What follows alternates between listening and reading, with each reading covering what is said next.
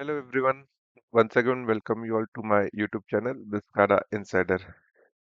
So in previous tutorial, we have seen how to create WinCCA projects. There were some kind of configurations available while creating project. Like we have seen standalone project, redundant project, distributed, then redundant distributed projects. So what does actually those terms mean? So in today's tutorial, we will see what are the different kind of SCADA system architectures. Okay. So, the agenda for today's tutorial will be like what is SCADA system architecture, the different type that is standalone, redundant distributed SCADA system. So, what is the SCADA system architecture? Basically, it refers to like how we are structuring all the SCADA components in a particular system. Like here we can see, suppose these are particular SCADA system 1, 2, 3, 4, or there may be client machines. So they are structured in such a way that we can collect those particular data. We can have some processes and display the real-time data on the client machines, right? So, as per the definition, we can see it as the architecture referred to where SCADA components are structured to collect, process, and display real-time data. Now, why SCADA system architecture matters? Basically, this determines the system reliability. Like we have small system, we have large system, we have middle scale system. So it probably determines the reliability and performance of the system. Also, why SCADA architecture is important because it helps us in scaling the automation for small scale to the large scale industries. It also affects the system redundancy, security, or the failover mechanisms. Now we will go to each type of architecture. The first one is the standalone SCADA system. So what is the standalone SCADA system is basically we can see there is a single SCADA server available and the remaining network components are taken into this SCADA server. Like we have PLC, RTU, then many other third-party interfaces like Modbus, OPCUA. So all of them as an input to the SCADA server. We have standalone SCADA server, and we have a SCADA client which is attached to the SCADA server. So we can say it as a standalone SCADA server. How it works, SCADA software runs on the single SCADA computer. It collects data from all the input devices. Then the operator or the SCADA user monitors this particular system using the SCADA client machine from one location. Now, what are the pros of this SCADA system is like it is simple. Like we can see only one SCADA server, two client machines, and the input devices. So it is cost effective and it is very easy to set up for the small industries, right? Now coming to the cons, what are the disadvantage here is like this is a standalone system. So in case of any kind of power failures happening, in case of any virus attack, in case of any breakdown of the SCADA server, the SCADA system totally stops. We don't have any redundant system or any backup system available. So the plant operations stop in this case, right? And there is a limited scalability. We cannot scale the system to a certain point. We can only scale to the certain point. Beyond that, we cannot scale the system. Now we will go to the second uh, architecture. So this is redundant architecture, right? What is redundant is basically now in this case we have a backup mechanism available where we have two SCADA servers. Like the first one will act as a primary SCADA server, the second one will act as a secondary server. Now, how these terms define is basically in this case both the system will be loaded with the same kind of SCADA backups. Only the difference will be one SCADA server will be the active SCADA server, the second SCADA server will be passive, or we can say the standby SCADA server. Right? So at the time of moment when the active server is running, this will start.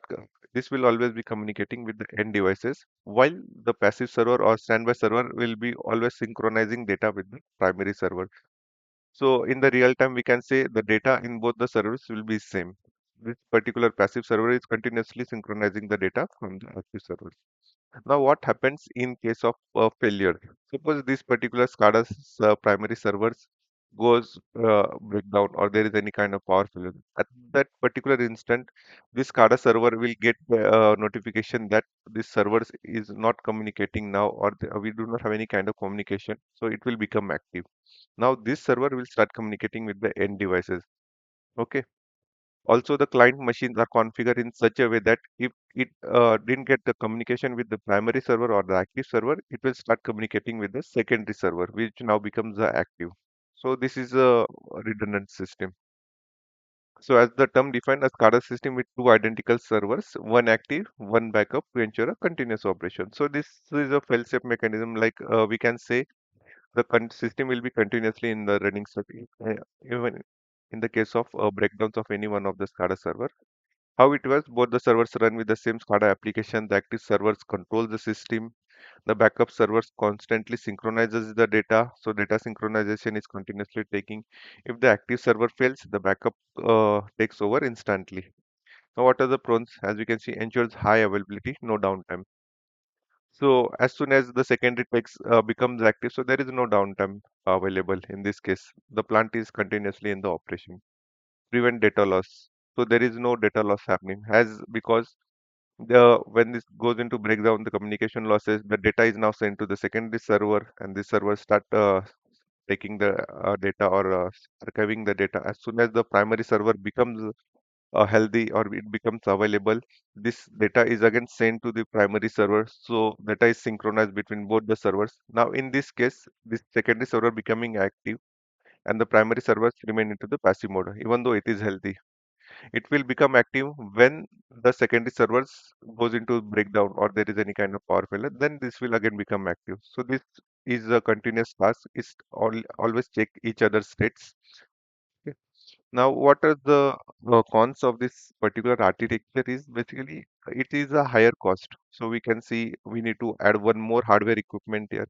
So it add the cost to the system. Again, not only hardware, but we need to again buy a redundant license. So the same set of license need to be purchased for the secondary SCADA server also, right? So this adds the additional cost. Now we can say there is a slight delay, not that much, but we can say in microseconds or something. There is a slight delay whenever there is any kind of communication loss happens. There is a power failure. This SCADA system looks the communication with this primary server, so it takes some time to switch over to the secondary system, but that is negligible. Then the third type of architecture is a distributed SCADA system. Okay. So distributed SCADA system is basically we divide the SCADA servers into multiple IO servers, and those IO servers specifically monitor the particular areas or control the particular areas. Like each server is responsible for a specific section of the plant. Like suppose this IO server 1, this is controlling one section of the plant. IO server 2 is controlling second section of the plant. IO server 4, 3 controlling their dedicated sections. How these are configured is like while creation of SCADA project, we create a project as a distributed SCADA project. So each of the project is created as distributed SCADA project, and we have one master system. That master system can be any one of the GUI server, or that master system can be any one of these IO server. So master system collects the data from all these IO servers, right? So this data is accessible by the GUI server. In this case, I've just given one demonstration. Like the GUI server do not have any kind of IOs, but it is accessible. Like it can access all the data points of this IO servers. Such kind of distributed network configuration is being done in this SCADA project. So what how it works is basically each server is responsible for specific section of the plant. Server communicate and share data over network. So all this data is continuously shared with the GUI server, and remaining architecture remaining the same. Okay, this kind of thing. Operator can monitor and control process from any one of the servers. Like I said, any one of the servers can be made master. So the client machine always communicate with the master, and that data is available to the client machine. So operator anyhow will be sitting at this location. He will continuously monitor all the systems and control the systems from the client machine. What are the pros of this system is like it is highly scalable. We can add many number of such kind of IO servers as per the plant requirement. Like we can manage a large number of plants. It overall improves the performance by having a distributed workload. So it is not a thing like in this particular thing we have around 1 lakh IOs. In this case we have 20,000 IOs. In this case we have 5,000 IOs. We can distribute the load accordingly on the particular area of the plant. Now, what are the cons of this system is like what we can say as a disadvantage. It is very complex as we can see there are many number of IO servers involved, US servers involved. Then we need to do a very good network configurations. If any small mistake in the network configuration can lead to the discommunication of this system. Okay. Oh, we need to have a very strong network, communication network. In case of failure of any one of this communication network, will have a data loss. So operator cannot access those area, cannot monitor those area, he cannot control those area. So we need to have a very strong communication network. Also, I missed one point. We need to have like we need to add the distributed licenses. So each of the SCADA server need to have its own set of licenses along with distribution managers. So the costing of license is very high in this case. Now going to the fourth one, that is distributed. We can say a redundant distributed SCADA system is similar to the distributed system, but on the top of that, for each IO server we have a redundant pair.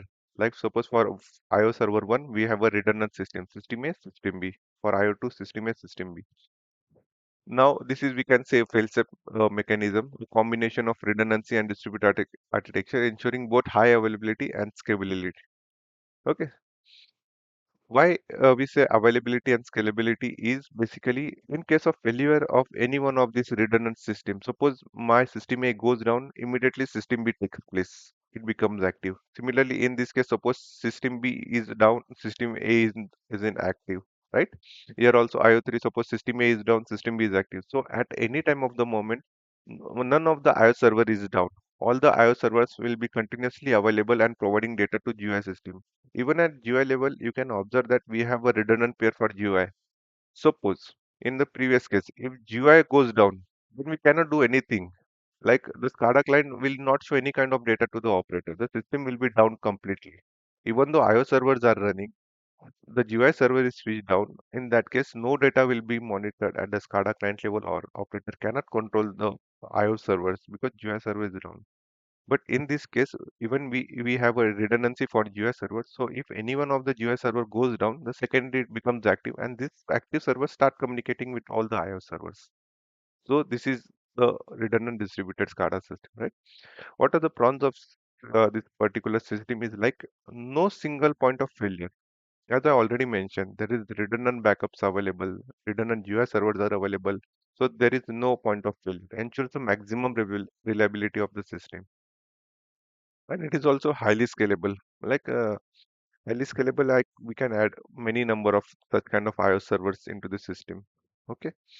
Now, what are the disadvantage? High cost due to multiple backup servers, high cost due to the multiple licenses. In this case, we were only required one set of license for IO servers. Now, in this case, we will require the duplicate set of licenses multiplied by that many number of servers, multiplied by that many number of GUI servers. Okay, this will like we can say huge licenses cost is involved, but this system is highly scalable. There is no failure happening. The performance is very high. So we see it as a redundant distributed SCADA system. And the second disadvantage like requires high advanced setup and skill personnel. So we need to have a skill personnel to set up this kind of configuration, do the network configuration, everything. Okay. Coming to the conclusion, let's summarize what we covered in all those like SCADA system architectures. First, we have seen the standalone SCADA, where it is a simple but no backup is available. Redundant SCADA, high availability with backup servers. A distributed SCADA, scalable with multiple servers for different plant location. Then the last one is redundant distributed SCADA, the most advanced and combining redundancy and scalability. Right? Thanks for watching, friends. Like, share, and subscribe this video if it helped you. Let me know if in the comment which SCADA system do you use. Stay tuned for the latest updates. Have a nice day. Bye.